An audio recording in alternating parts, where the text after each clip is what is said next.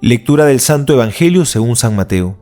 Jesús dijo a sus discípulos: No son los que me dicen Señor, Señor, los que entran en el reino de los cielos, sino los que cumplen la voluntad de mi Padre que está en el cielo. Así, todo el que escucha las palabras que acabo de decir y las pone en práctica, puede compararse a un hombre sensato que edificó su casa sobre roca. Cayeron las lluvias, se precipitaron los torrentes, soplaron los vientos y sacudieron la casa, pero ésta no se derrumbó porque estaba construida sobre roca. Al contrario, el que escucha mis palabras y no las practica, puede compararse a un hombre insensato que edificó su casa sobre arena. Cayeron las lluvias, se precipitaron los torrentes, soplaron los vientos y sacudieron la casa. Esta se derrumbó y su ruina fue grande. Palabra del Señor, gloria a ti, Señor Jesús. El Señor nos dice hoy que no basta escuchar sus palabras, sino que hay que ponerlas por obra. No basta solo creer en Dios, hay que obrar según lo que creemos. Si le creemos a Dios y nos esforzamos en poner por obra, de verdad nos convertimos en esa construcción fuerte que no se derrumba, pero no porque nosotros seamos lo máximo, sino porque unidos a Dios hallamos nuestra solidez. Necesitamos construir sobre roca firme, porque estamos en medio de una lucha. ¿No dice el Señor que si estamos con Él nos librará de las dificultades y ataques del enemigo? No nos ha dicho eso, más bien todo lo contrario. Vamos a tener que enfrentar esos ataques. Y el Señor lo afirma de manera muy gráfica. Nos dice que caerá la lluvia por arriba, vendrán los torrentes por abajo, soplarán los vientos por los costados, es decir, los enemigos vendrán por todos lados, pero la casa no se caerá. Porque la promesa del Señor, aquella de la cual no podemos dudar, es que no seremos derrotados si es que hemos construido sobre roca, si hemos fundamentado nuestra vida en Él. Tengamos cuidado con el vicio de decir mucho Señor, Señor, dedicarnos a hablar mucho de Dios, pero sin ponerlo en práctica en nuestras vidas. Eso no solo no sirve, sino que además hace daño, porque nos engañamos, porque hablamos tanto de Dios que pensamos que estamos cerca de Él, pero si no lo ponemos por obra, nuestra casa está siendo edificada sin cimientos. Es el riesgo, de manera especial en esta época cercana a la Navidad, de estar dedicados a muchas cosas de Dios, pero sin Dios. Y una palabra cristiana sin Cristo nos lleva a ser vanidosos, a poner las seguridades en nosotros mismos. Confiemos en Dios y construyamos sobre roca sólida. Soy el Padre Juan José Paniagua y les doy a todos mi bendición en el nombre del Padre y del Hijo y del Espíritu Santo. Amén. 5 de diciembre. La Iglesia Católica celebra la memoria de San Sabas, abad. Nació en Capadocia. Se retiró al desierto de Judea, donde fundó un nuevo estilo de vida eremítica en 7 monasterios que se llamaron lauras, reuniendo a los solitarios bajo un superior. Vivió durante muchos años en la Gran Laura, que posteriormente llevó su nombre, brillando con ejemplo de santidad y luchando esforzadamente por la fe de Calcedonia. San Sabas, ruega por el reino.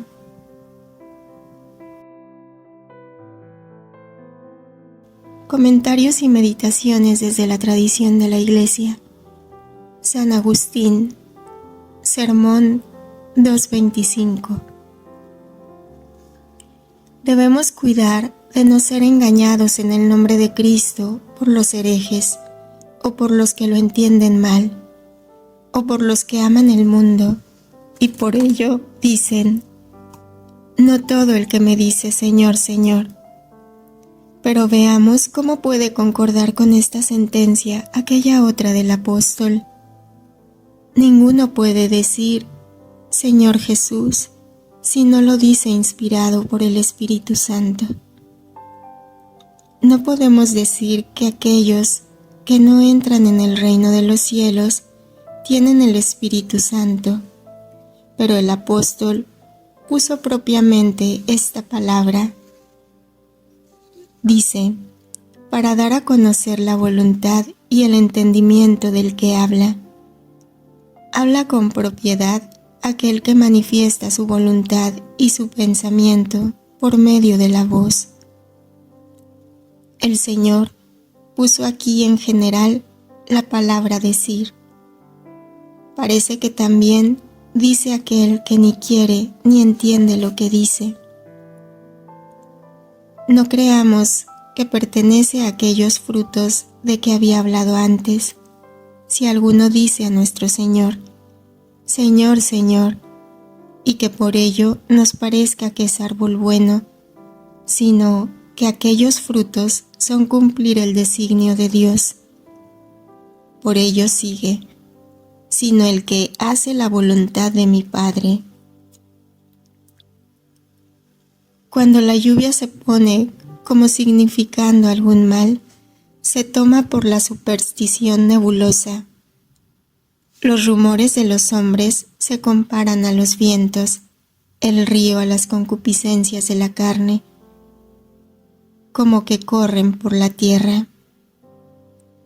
El que es inducido por las prosperidades es quebrantado por la adversidad, lo cual no teme el que tiene edificada su casa sobre piedra, esto es, el que no solo escucha los preceptos del Señor, sino que también los practica. Mas se expone en peligro en todas estas cosas aquel que oye y no obra. Ninguno afirma en sí lo que percibe de Dios, ni lo oye, sino practicándolo. Debe considerarse que cuando dijo, y todo el que oye estas mis palabras, bien manifiesta que estas palabras comprenden todos los preceptos en que se funda toda la vida del cristiano, para que con razón los que quieran vivir según ella sean comparados a los que edifican sobre piedra.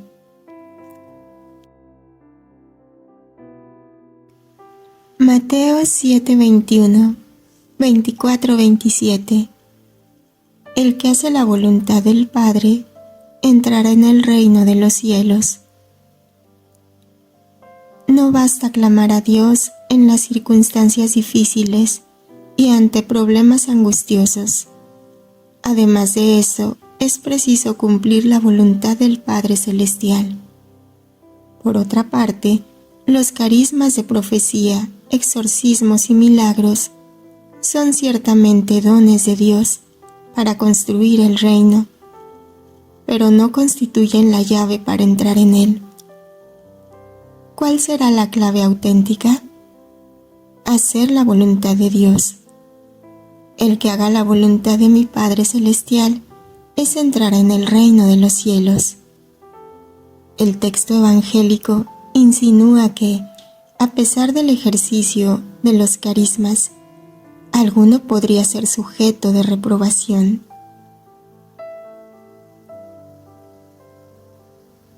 Libro de Cielo, volumen 21, mayo 26, 1927.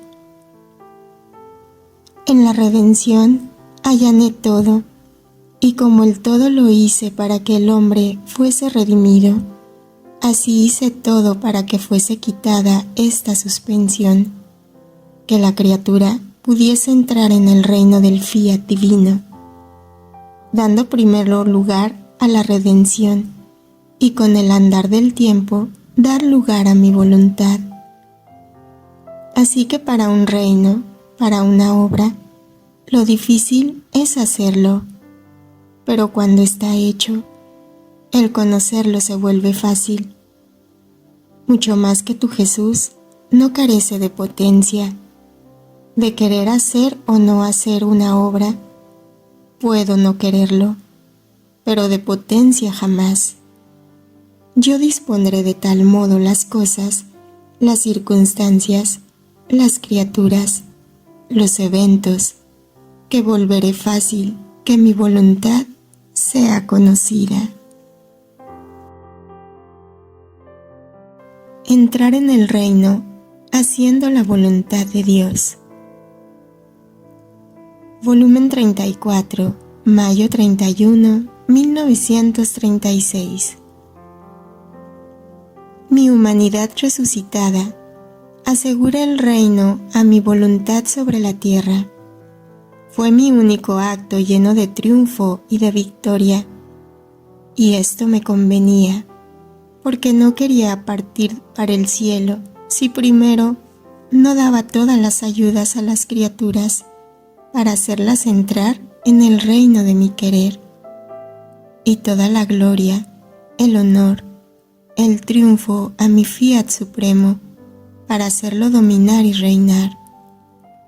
Por eso, únete conmigo y haz que no haya acto que hagas y pena que sufras, que no llames a mi voluntad a tomar su puesto real y dominante, y como vencedora, conquiste a todos para hacerse conocer, amar y querer por todos.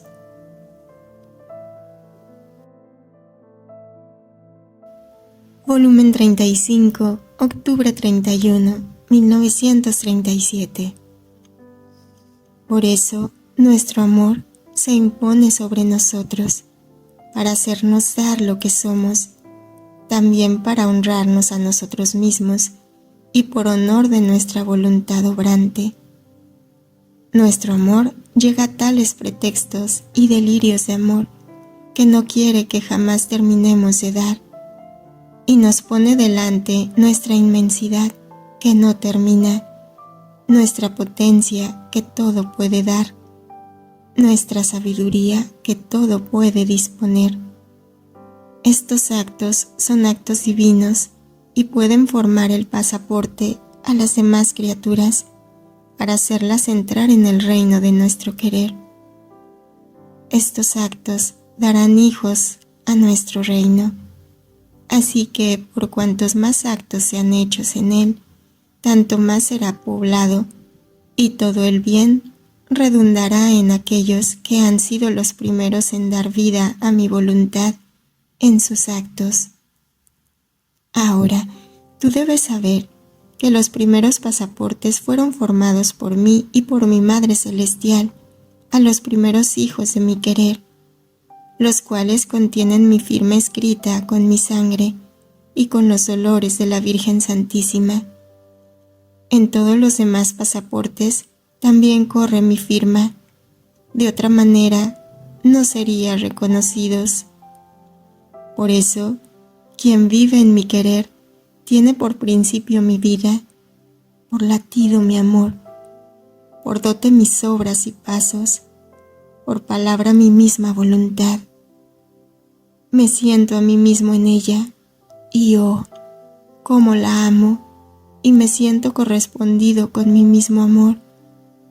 Y el alma siente tal alegría y contento, porque me ama no más con su pequeño amor, sino con mi eterno amor. Me abraza con mis obras, corre a mi lado con mis pasos, siente que su vida soy yo, todo encuentra en mí, y yo encuentro todo en ella. Por eso sé atenta, hija mía, si quieres hacerte y hacerme feliz.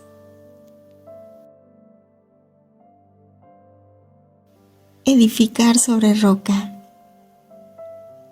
La parábola de las dos casas cierra el sermón de la montaña en un contexto escatológico. Mateo, que escribe para los cristianos judíos que conocen Palestina, describe los fenómenos atmosféricos del otoño y del invierno en esas tierras montañosas, donde, después de la borrasca y de los fuertes vientos, se precipita el agua por valles profundos con una velocidad vertiginosa hasta llegar a las llanuras. Si el agua torrencial encuentra a su paso una casa cimentada sobre roca, la casa resistirá a los embates. Si la casa está edificada sobre un suelo arenoso, caerá ante la fuerza del torrente. Es una exigencia de Jesús. No solo hay que oír sus palabras, sino obedecer sus consignas y llevarlas a la práctica. Quien hace esto es un hombre sensato, prudente, sabio, que construye su casa sobre roca firme. El prudente, opuesto a tonto, es aquel que se ha dado cuenta de que la venida de Jesús ha inaugurado el mundo de los últimos tiempos, la era escatológica, y actúa en consecuencia. En la época de Jesús, el hombre firmemente establecido era aquel que conocía la ley y la practicaba con cuidado. Jesús, con su parábola, aporta una novedad que debió desconectar a sus contemporáneos. Con autoridad soberana, afirma que, en lo sucesivo, lo que dará estabilidad, firmeza y consecuencia al hombre será seguirle a él, poner en obra sus mandatos y cumplir la nueva ley que él ha venido a promulgar. Volumen 13, julio 20, 1921. Hija mía, mi voluntad es lo único que te debe quedar. Ella está simbolizada por el agua, que mientras se ve abundante en los mares, en los ríos, en los pozos, en el resto de la tierra, se ve como si el agua no estuviera. Sin embargo, no hay punto de la tierra que no esté impregnado por el agua. No hay edificios en los cuales el agua no haya sido el primer elemento para edificarlos. No hay alimento en el que el agua no tenga su lugar primario. De otra manera, sería alimento árido que el hombre ni siquiera podría deglutir. Es tal y tanta la fuerza que contiene el agua que si tuviera el campo libre para salir del lecho del mar, devastaría y abatiría toda la tierra. Más que agua es mi voluntad. Es verdad que en ciertos puntos, épocas y circunstancias ha estado como represa en vastísimos mares, ríos y pozos, pero no hay cosa, de la más grande a la más pequeña, en la cual mi voluntad no corra y no tenga el puesto primario. Pero como está escondida el agua en la tierra, que aunque no aparece, es ella la que hace vegetar las plantas y da la vida a las raíces. Pero cuando mi amor haga despuntar la era de mi voluntad, la nueva era del máximo beneficio sobre las criaturas, entonces se desbordarán los mares, los ríos de mi querer, y poniendo fuera sus olas gigantescas, arrollarán todo en mi querer, pero no más como escondido, sino que sus olas fragosas se harán ver por todos y tocarán a todos. Y quien quiera resistir a la corriente estará en peligro de perder su vida.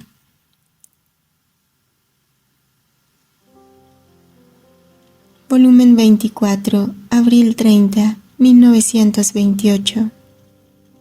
Hija mía, todo lo que tú has visto servirá para purificar y preparar a la familia humana. Los trastornos servirán para reordenar y las destrucciones para edificar cosas más bellas. Si un edificio en mal estado no cae por tierra, no se puede formar el nuevo que será más bello sobre aquellas mismas ruinas. Yo todo lo dirigiré hacia el cumplimiento de mi divina voluntad. Y además, cuando yo vine a la tierra, no había sido establecido por nuestra divinidad que debiera venir el reino de mi voluntad, sino el de la redención. Y a pesar de la ingratitud humana, esta redención fue efectuada, pero no ha hecho aún todo su camino. Muchos pueblos y regiones viven como si yo no hubiera venido. Por eso es necesario que haga su camino, que camine por todas partes, porque la redención es el camino preparatorio para el reino de mi voluntad. Ella es el ejército que va por delante para preparar a los pueblos para recibir el régimen, la vida, al Rey, que es mi querer divino.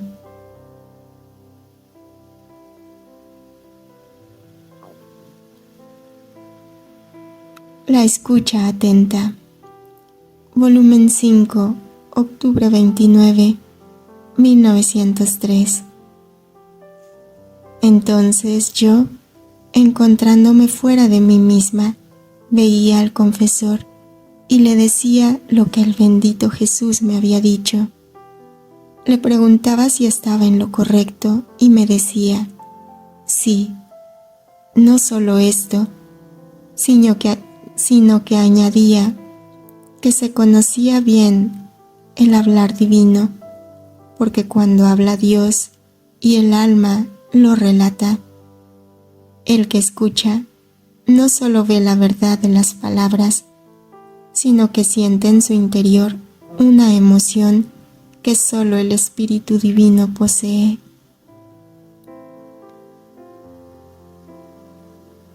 Gloria al Padre, y al Hijo, y al Espíritu Santo, como era en el principio, ahora y siempre, por los siglos de los siglos. Amén. Ven, divina voluntad, ven a reinar en nosotros. Fiat.